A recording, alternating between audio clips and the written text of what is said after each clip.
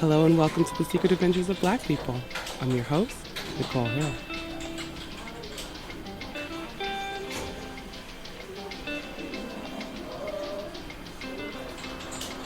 The best part of office life, I'd have to say, was not getting work done with all my coworkers. Just sitting around and telling stories instead. These days I'm a freelancer and the closest thing I have to an office is the gym. But that's actually okay, because I've got coworkers there, my boxing crew, and they got some stories. God, don't do that voice. This is my natural voice. Hello, ladies. No, absolutely not. Hello, ladies. No. Me, my boxing instructor Harold, and fellow fighters Alicia and Nina gathered around a table in our office, the lobby of the YMCA, to listen to Alicia's stories about Christmas back home in Jamaica. Later, she and I head to her car to discuss how her relationship with being Black has changed since leaving the island. For holidays, I think, like, for example, if you're talking about Christmas or even Easter, like, there's going to be a side of Jamaica that's very traditional and, like, going to church and spending a lot of time, like you were saying, like, in fellowship. But I think for us, it's a little bit different, right? And so there's a whole other, like, it's gonna sound bad, but like parallel party culture that like is associated with the holidays. So you can still have like you meet with your family, and for Christmas at least, you'll have like a big family dinner. You'll drink sorrel, which is like this flour you make a Christmas drink from, and then you make like Christmas cakes. And my mom makes like I was just on the phone with her. She's like, I'm making 500 cakes this year. What is a Christmas cake? It's like I think it used to be British, like it's like a fruit cake. Yeah. Very dense. It's full of rum. She's gonna bring some, so I can bring it. We can do a tasting. But a lot of people will be at church, but you can still like after you can go with your family. And I think for like younger kids, then you'll go partying, right? So then After you like, church. like in the night, you like go raging all night. On Christmas? Oh Christmas yeah, is the Christmas rage? night, yeah, because you have like a lot of oldies parties. Everyone is like out in the street, so it's just interesting because depending on like, what you observe, like the version of your holiday is going to be very different. Did you rage on Christmas night? I used to, yeah, totally.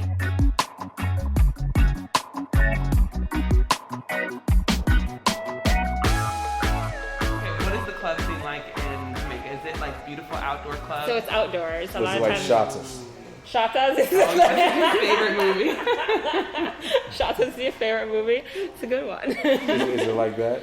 I mean, it can be depending on where Wait, you what go. is it like? I haven't seen Shatas. Yeah. You never seen Shatas? Me neither. Really? What is the party scene like in that? What do they do? They were outside in the outside club.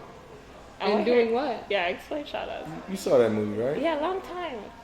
You said a long time? You said like, a lot of like times? a while ago, yeah. Okay. Wait. What's your favorite movie? So you gotta do this. Oh, it's like a drug dealer movie. Okay. And they just partied outside in the outside club? Was it super dangerous? Were there drugs and guns and... Were there drugs and guns at your Christmas party? I mean, likely. So I was looking at the plot of Shatas because I feel like I should be able to explain that as a Jamaican. No, I mean, so basically, like, we'll be outdoors. You get there 11 o'clock. Hundreds of people. You'll have like a huge sound system that's playing. What do you wear? Is it like a white party, Christmas colors? It can be. I think there's like a New Year's one that's sometimes like a white party, and everyone's all like dressed up, and then you just like you have your rum and you're chilling and you party. Oh my god. So it's also really fun. Do you all say like Merry Christmas? No, because by that time Christmas is over, right? Because maybe some people they went to church for midnight, like the night before. They're up all night, then they go have maybe breakfast or they have dinner with their family. They have like a nap somewhere in between that, and then they're out from like 11 until 7 the next morning. What? So you're like raging. So it's pretty fun. I haven't done it in a while though. I haven't been home for Christmas in a very long time. So Christmas is a party. I can't it's even a party. picture that. Yeah. Party. We have like Christmas lights on palm trees. Sometimes people get tripped up by that. Because it's hot. It's like you're in a Caribbean island. Yeah, it's 60 degrees. Not even 60, like 70. Yeah, you have your Christmas lights everywhere. The malls are all lit up, and then it's a big party.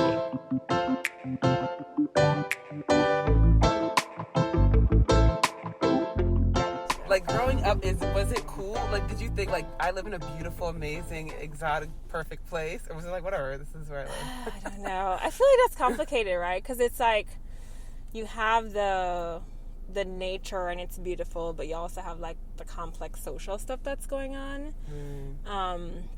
And so for me, like, I think, well, one thing is I don't swim. Which You don't swim? I know, I don't. I had a bad experience actually at YMCA in Jamaica when I was growing up. Yeah, I was like 5, and at the time they like chuck you in the pool, and they're like, figure it out. And then you're supposed to swim, and then I just sank to the bottom. And then they had to fish me out with like the long pole that they use. Why didn't the person go in and get you? And then I don't even remember it really clearly, but apparently I didn't talk for like a week. So I was like, I was wicked traumatized. And so I wrote all my college essays about being a Jamaican who can't swim, because apparently like people think, but actually a lot of Jamaicans can't swim. And I don't know, it could, I mean, if you really like extrapolate it and think about it, like a lot of black people can't swim either, and the whole analysis of like the ocean and you know what it's meant, like crossing oceans. So you know, you could also think about it that way too. But mine was linked to like a very like specific personal. And in Jamaica, do y'all call yourselves black? Like, do you consider, like, when you're there, do you grow up and be like, I'm a black person?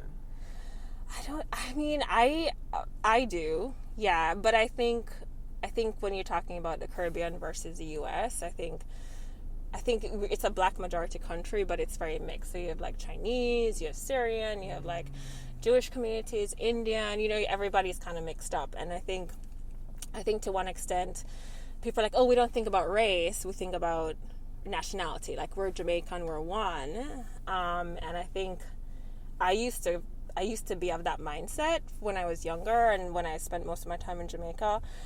But I think when you move to the U.S., like, you become very aware of your black identity, right? And I think very early on, like, which I still see with a lot of Caribbeans, they're like, they try and make this distinction where they're like, okay, I'm not African American, I'm like my nationality, I'm Jamaican, I'm Trinidadian, whatever. Right. But like other people still just see you as black, right? And so then you kind of have like this entire awakening where you're like, okay, well, when I'm in a black majority country, I'm not as aware of like my race, maybe of my class, of, you know, other socioeconomic factors.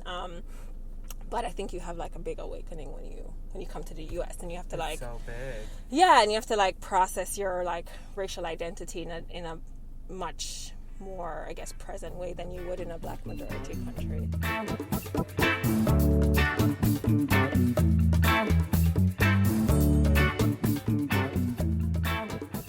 Like, you know, African Americans, we have this big dream of going to Africa and finally being home. And it's like, oh, everybody's black and we'll just be home. And I mean, I guess it's because it is home for you, it's hard to tell, but do you feel more at home in a majority black space? Or is it just like, because you're Jamaican, you don't connect with black people in the same way in America? No, I do, but I do think I'm at the point where I spend half my life in Jamaica and half my life in the U.S. And I think because of that, I've seen both sides. So, like, I think when I was younger, I probably wouldn't have, like, for example, I remember people, like, giving me the nod, and I was like, yo, I don't know that guy. Like, why is he nodding? Yeah, and I was like, why are you like nodding at me like that?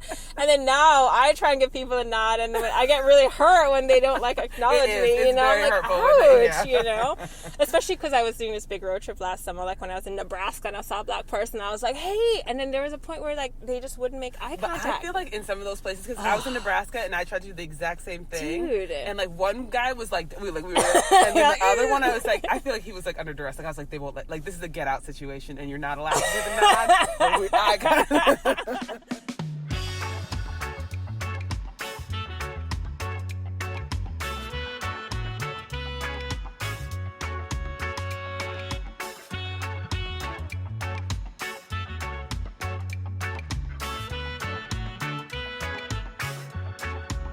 Thank you to Alicia for sharing your Christmas Ragers with us. And shout out to the whole Boxing with Heart crew. Thank you to my mom and sister and Alana Nevins for story editing assistance, and Epidemic Sounds for all things music and effects. If you want to support the show, you can rate and review episodes on your podcast app of choice. That helps others find it, actually. And you can also become a supporter through Patreon and get access to bonus content, behind-the-scenes updates, and earlier episodes. Visit thesecretadventuresofblackpeople.com to learn more or check out this episode's show notes. The Black adventurer I hope you'll support today is a fellow podcaster named Marinike. She's an amazing 6-year-old host of a podcast in development called The Curious Marinike, which will encourage kids to change the world with their curiosity. She's raising money to hire a team to help her get the show off the ground, and I really hope you'll consider donating. A link to her Kickstarter will be in the show notes and on the secretadventuresofblackpeople.com website. Okay, I'm Nicole Hill, host and producer of this show and a former Office Olympics champion. I'll see you again soon for more stories of Black folks on the down across space and time.